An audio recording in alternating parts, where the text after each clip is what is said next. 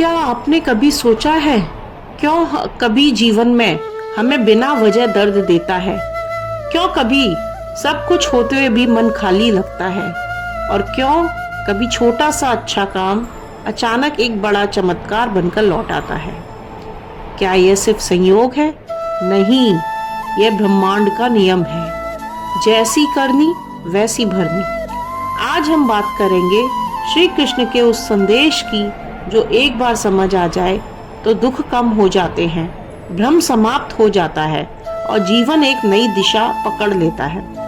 नमस्कार मित्रों, स्वागत है आपका समय प्रभु के नाम के इस नए एपिसोड में। आज का विषय सिर्फ धार्मिक नहीं बल्कि एक जीवन सत्य है, कर्म का सिद्धांत। श्री कृष्ण कहते हैं, कर्म करो, फल की चिंता मत करो, पर याद रखना फल अवश्य मिलेगा। जो तू करेगा वही लौटेगा।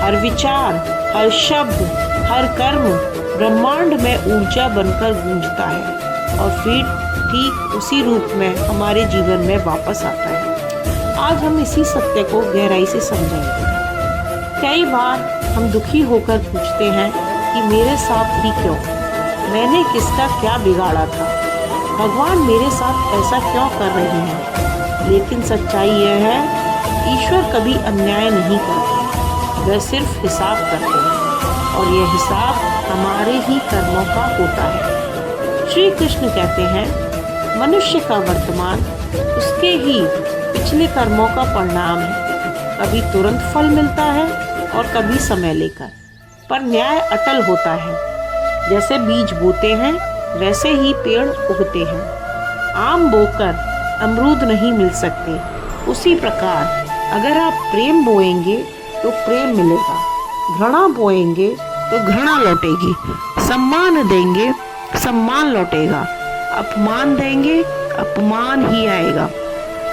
लोग समझते हैं कर्म मतलब केवल किया गया काम, पर श्री कृष्ण कहते हैं, जो तू सोचता है वह भी कर्म है, जो तू बोलता है वह भी कर्म है और जो तू करता है वह भी कर्म है।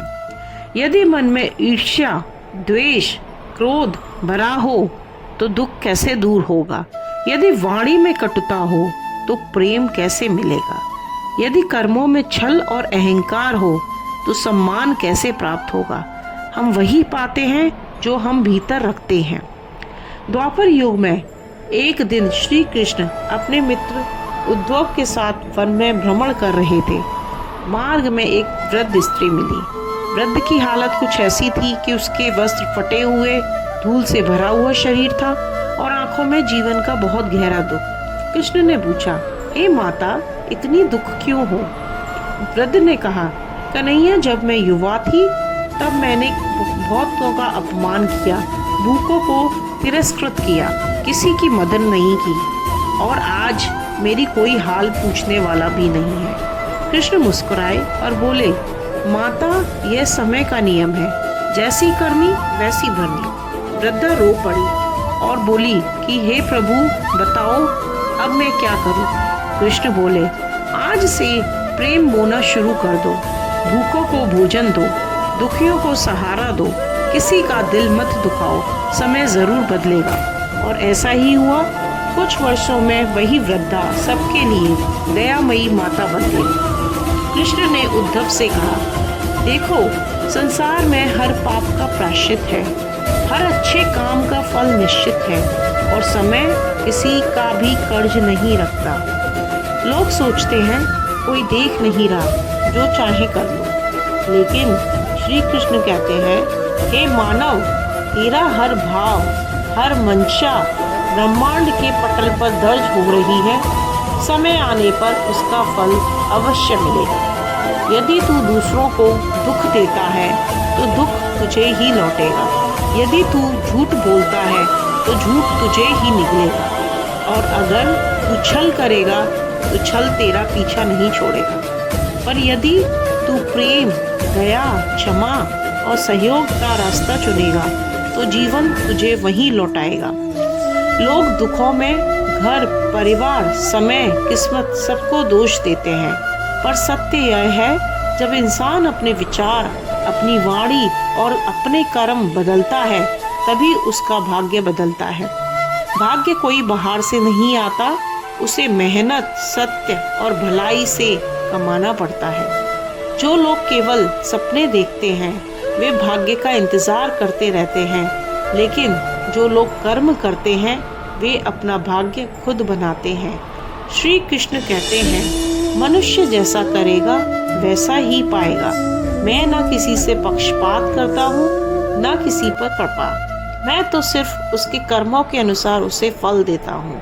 तेरा हर आज तेरा कल की नींव है और तेरा हर कर्म तेरे भाग्य का निर्माता। मित्रों, जीवन में सुख या दुख कुछ भी संयोग नहीं है, सब कुछ कर्मों का प्रतिबिंब है। इसीलिए आज से अपने विचारों को शुद्ध करो, अपनी वाणी को मधुर बनाओ, अपने प्रिय कर्मों को पवित्र रखो। जो तू देगा वही तुझे लौटेगा, यही श्री कृष्ण का संदेश है, यही जीवन का शाश्वत नियम है। अगर यह वीडियो आपके हृदय को छू गया हो तो इसे लाइक कीजिए, समय प्रभु के नाम चैनल को सब्सक्राइब कीजिए ताकि श्री कृष्ण का दिव्य ज्ञान हर दिन आपके जीवन में प्रकाश लाता रहे।